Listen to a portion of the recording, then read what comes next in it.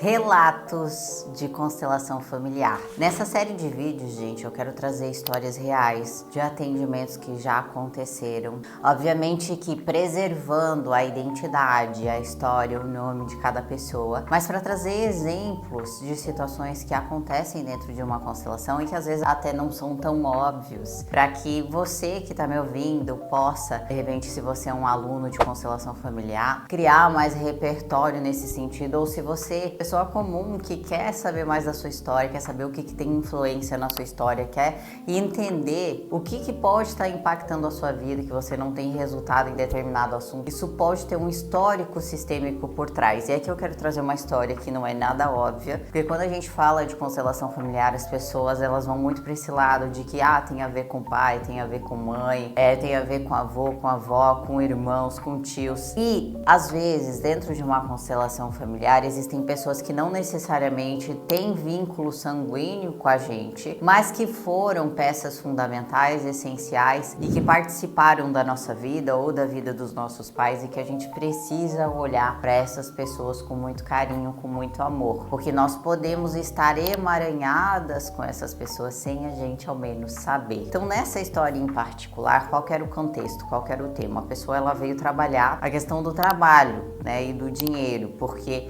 era uma pessoa que não conseguia prosperar, que não conseguia estabelecer sociedades, né? É uma pessoa que trabalhava num ramo em que ele precisava fazer pequenas sociedades com os seus clientes para poder impulsionar o negócio desse cliente. E essa pessoa que está sendo representada aqui por uma criança, porque o fato aconteceu na infância, ela não conseguia fazer esse impulsionamento porque ela não conseguia se ver nesse lugar de sócio de alguém. Por quê? Qual que era o contexto dessa história?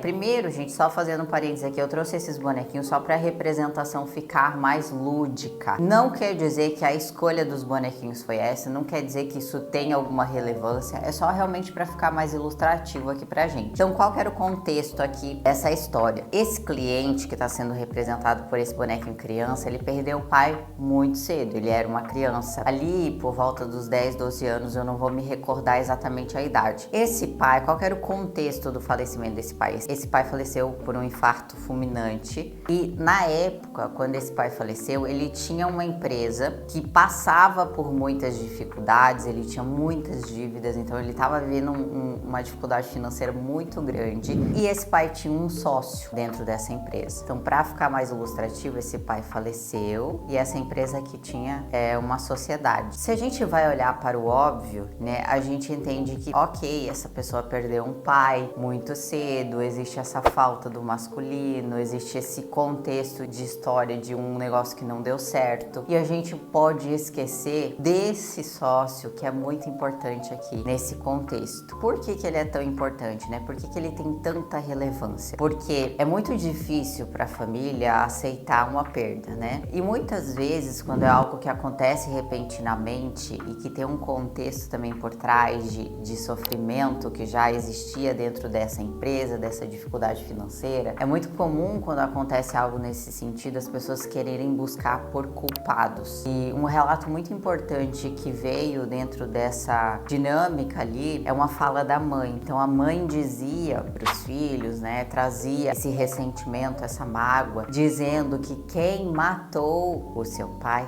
foi esse sócio. Por que ela dizia isso? Porque, né, segundo relatos, esse sócio não administrou bem a parte financeira e por isso que a empresa começou a decair. Então, muitas vezes nessa tentativa de encontrar uma justificativa para o que aconteceu, as pessoas ficam tentando achar um culpado. Só que o peso dessa fala, né, de que esse sócio matou o seu pai, recaía sobre esse cliente. Por quê? Porque dentro da cabeça dele, ele não queria, por lealdade à mãe, se igualar a esse sócio. Então, toda vez que ele podia entrar dentro de uma sociedade, ele se boicotava, porque ele não queria ser como essa pessoa. Obviamente que não foi culpa desse sócio, né? Foi um evento da vida, cada pessoa tem sua hora, né? Só que foi uma fala que surgiu dentro desse sistema e que de uma certa maneira criou certas crenças nessa pessoa, que fazia com que ela não conseguisse avançar nos seus negócios. Quando a imagem, né, veio à tona, quando esse sócio ele foi reconhecido, quando foi dado importância, quando essa história foi esclarecida, porque no subconsciente estava essa informação, eu não posso ser como essa pessoa, por lealdade à minha mãe, por tudo que aconteceu com a minha família. Quando a gente trouxe as claras, a gente fez as falas